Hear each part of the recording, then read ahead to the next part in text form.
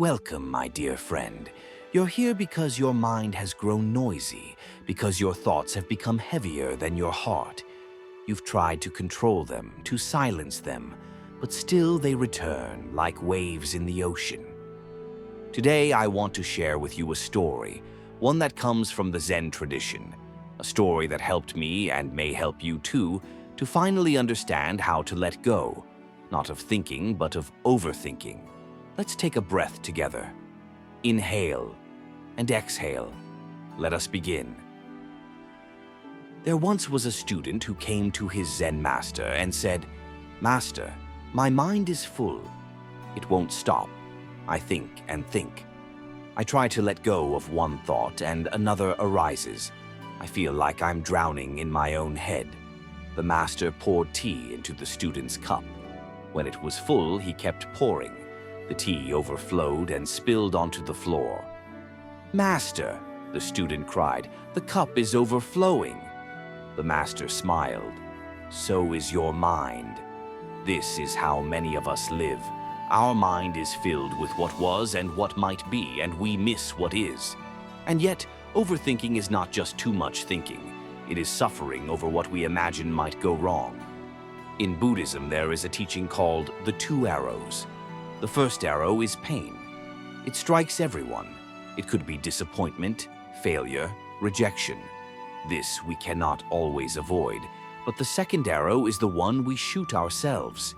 It's the overthinking, the worrying, the self-judgment.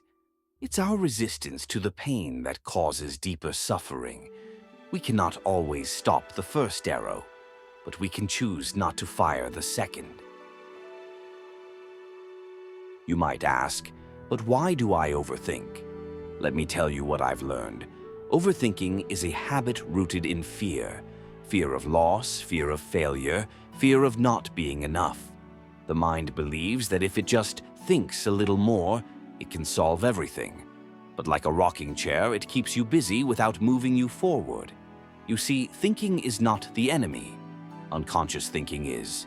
Thinking that pulls you away from the present, from your breath, from this moment. In the monastery, we used to sweep the floor every morning. One day I asked my teacher, "Why do we sweep every day when the floor is already clean?" He replied, "We do not sweep the floor. We sweep the mind. In every action, we train our awareness. That is the antidote to overthinking, presence. So what can you do when the mind begins its spiral? 1. Return to the breath. Place your attention on the rise and fall of your breath. This ancient practice is the foundation of mindfulness. Thoughts may arise, but return again and again, without judgment. 2. Name the thought. Give it a name. Worry. Planning. Judgment. When we name the thought, we create space between ourselves and the thinking. The storm loses its power when we recognize it as passing weather, not who we are. 3. Ask, is this useful? When you catch yourself spiraling, ask, is this thought helpful? Or is it just noise? Most often, overthinking is like chewing on stones. There is no nourishment, only pain. 4th practice, letting go. Letting go does not mean giving up. It means giving in to what is. It is trust. It is surrender. Like leaves falling from a tree, we can let our thoughts drop without grasping. Let me share something personal. Before I became a monk, I too was a thinker. I chased perfection. I wanted to control every outcome. I would lie awake imagining what could go wrong. I thought that if I worried enough, I could protect myself from pain. But one day I received news that someone I loved had passed away. All my thoughts, all my worries, all my plans, none of them mattered. I sat under a tree, tears falling silently, and for the first time in years, I felt still. There was nothing to fix, nothing to figure out. Just breathe, just this moment. That was the day I realized peace does not come from thinking more. It comes from needing less. Overthinking always pulls us away from the only place we are ever truly alive. Now.